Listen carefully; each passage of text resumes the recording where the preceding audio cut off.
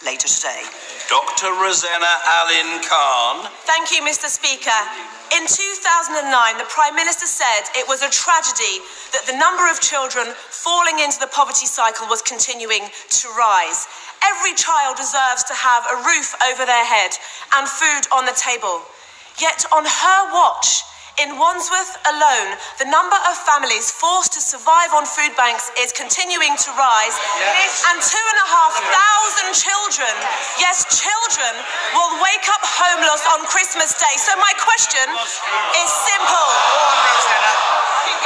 When will this austerity-driven government say enough is enough and put an end to this tragedy?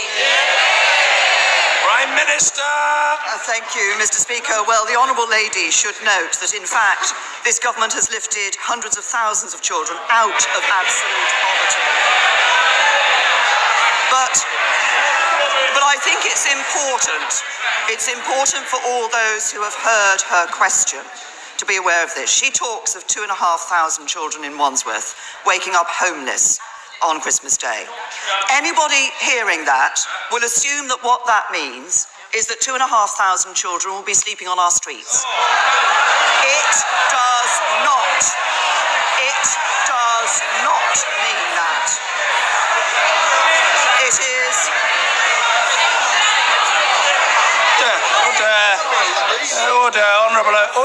Honourable and Right Honourable members are accustomed to these exchanges taking somewhat longer. So be it. The questions will be heard and the answers from the Prime Minister will be heard. I am in no hurry at all. The Prime Minister. Thank you, Mr. Speaker. It's important that we are clear about this for all those who hear those questions. Because as we all know, families with children who are accepted as homeless will be provided with accommodation. And I would also point out to honourable members opposite that statutory homelessness is lower now than it was for most of the period of the last Labour government.